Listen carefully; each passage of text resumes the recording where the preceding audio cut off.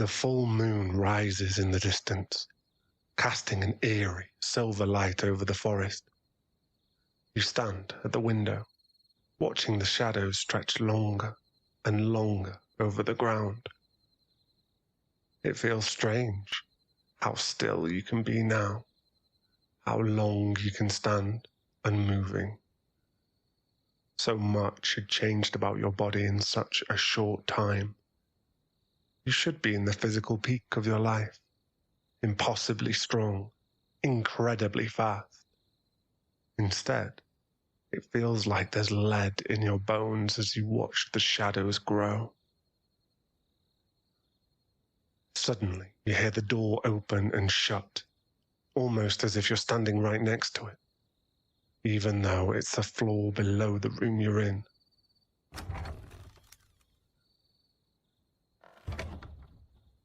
Precious? You turn, catching sight of yourself in the mirror.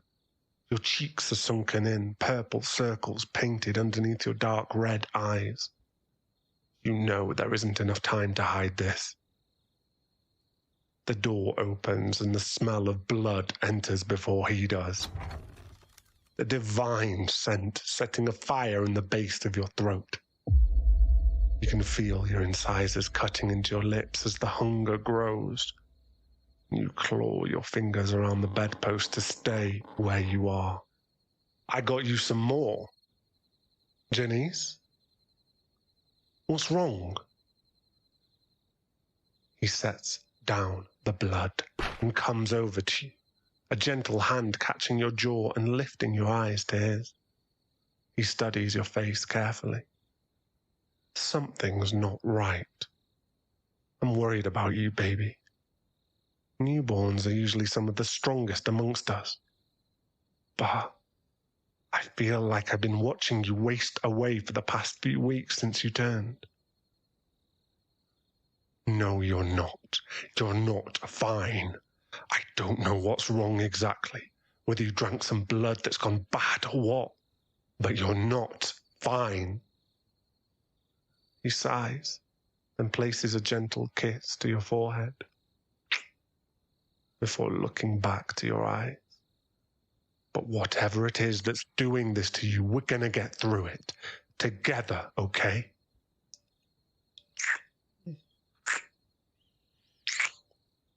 I'm here for you, every step of the way through this, my precious girl. I promise.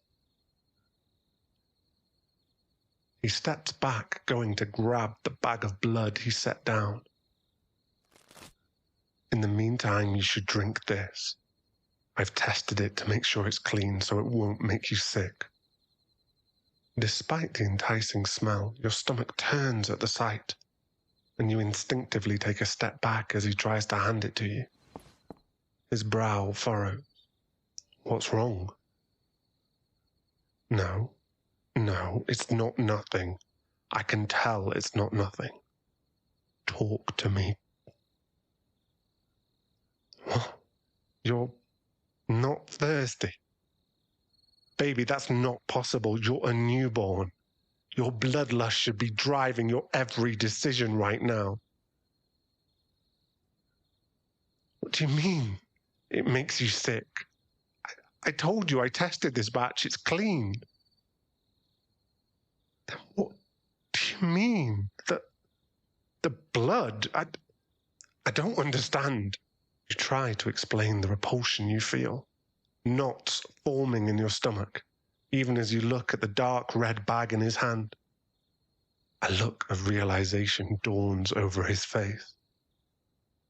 That's why you look so sick, isn't it, Janice? You haven't drank at all yet, have you? Answer the question, have you drank or not? Then what did you do with that blood I brought you? Threw it out. Baby, you need that. He sighs, trying in vain to hide his frustration. Look, Precious, I know this is a difficult transition to make. I know it's against what feels natural, but You have to feed. You're going to get sicker and sicker until you do. And meanwhile, the bloodlust is going to get harder to control. He steps forward, blood bag in hand, and you take another step back, shaking your head. Janice, please. I know this is hard, but you have to feed. If you don't, you're only going to get weaker, and the hunger is only going to grow. Do you not understand? You are putting yourself and other humans in danger by refusing to feed. What if you come across someone and you can't control yourself because you've not eaten? What then? Is that the way you want to first taste blood? You know that he's speaking the truth, but you can't seem to accept it. Baby, please, please don't make me do this. Drink for me. You shake your head again. He sighs, pinching the bridge of his nose. If you keep refusing, you're going to leave me no other choice. I'm your maker, Janice. It's my responsibility to protect you from everyone else and from yourself. Please, I'm begging you. He holds out the bag and you recoil, moving around the bed away from him. He sighs, a pained look coming across his face. You leave me no choice. His dark red eyes meet yours, and his pupils dilate. Immediately, a strange feeling comes over you. You let go of the bed, body going almost limp. Come here, Janice. Before your brain can process the thought, your legs are moving towards him. You stop a few inches from him, awaiting command. He holds the bag up. You will drink this, Janice. Every last drop. Now. Your brain screams for you to stop, but your hands move anyways, taking the bag from him. You hold the opening to your lips, the scent causing a fire to spread across your chest, burning through your lungs. Despite your mental protests, you drink.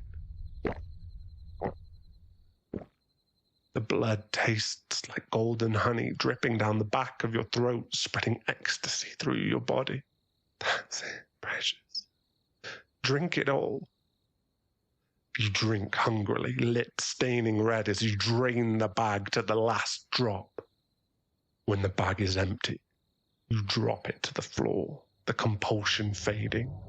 Horror overcomes you. You look at him in betrayal. Please don't look at me like that. Janice, I told you, I had no other choice. No, I didn't give you a choice because you didn't give me one. I have to protect you, Janice, and starving yourself will not change what you are now. Anger overcomes you, white, hot, and pulsing through your body. Words spill from your lips before you can stop them. And he steps back, hurt. Choosing this life with me was a mistake. The silence hangs heavy in the air. You want to take it back, but your emotions are still too strong. And yet you can't bear another second of the pain in his eyes. In a flash, you move past him towards the door. Janice, wait! Janice! The trees blur around you as you run, weaving your way in and out. Strength floods your body like adrenaline, pushing you to run even faster, testing the limits of your new ability. Rage fuels your pace as well, running off the anger that courses through you. In your wildest dreams, you could have never imagined moving like this. You stop as you reach a clearing, moonlight flooding the meadow. You don't know whether you want to scream or cry in frustration. Janice, where are you? His voice sends tears down your cheeks. You wipe them away roughly. How could he do that to you? How could he betray your agency, your right to choose the kind of fate you live out? How could you have drank the blood of another human? A crack startles you back into the present moment. You scan the clearing, hairs bristling on the back of your neck. Though you can't see movement, you have the sudden feeling that you are not alone. Janice! A black shadow flashes across the meadow in the tree line, only visible for a second before it disappears again. You tense, not sure whether to stand your ground or to turn and run. You aren't sure you would know your way back to the hideout now. Janice, please! Another twig snaps behind you, causing you to whirl around. Your eyes strain to make out a shadow, a figure, anything in the darkness. You know that someone or something is watching you, just out of sight, like a predator watching its prey. Janice? His footsteps draw closer, and an ethereal, razor-sharp laugh cuts through the darkness, causing a shiver to run down your spine. You feel frozen in place, fear overcoming you.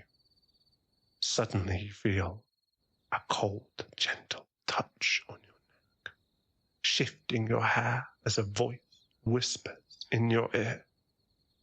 We'll meet each other soon, precious. In a flash, she's gone, your hair fluttering as she bolts away. His footsteps are loud now as he enters the clearing, breathing a sigh of relief as he spots you. Oh, Janice. He's at your side in an instant, and you collapse into his arms. He pulls you to him, smoothing his hand over your hair and back.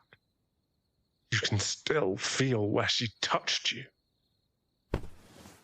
Shh, shh, shh, shh, shh. It's all right, my precious girl. I've got you. You're safe.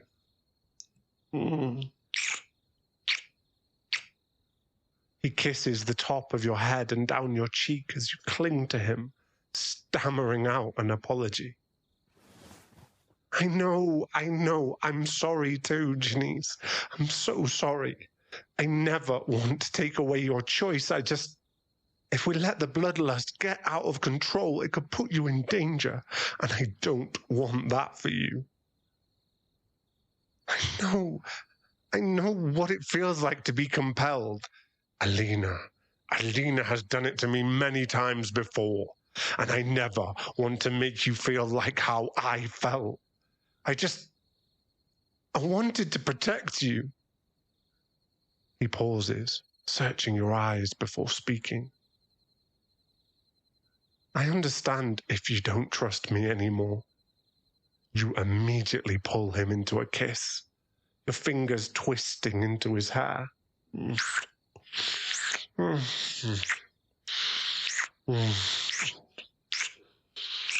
Despite what's happened tonight, you know there's no one in the world you trust more. You break apart for a moment, both taking shaky, shallow breaths. I love you too, Janice. I just want to keep you safe. You are everything to me. I don't know what I would do if something happened to you. His lips find yours again, backing you against a tree as your tongues slip into each other's mouths.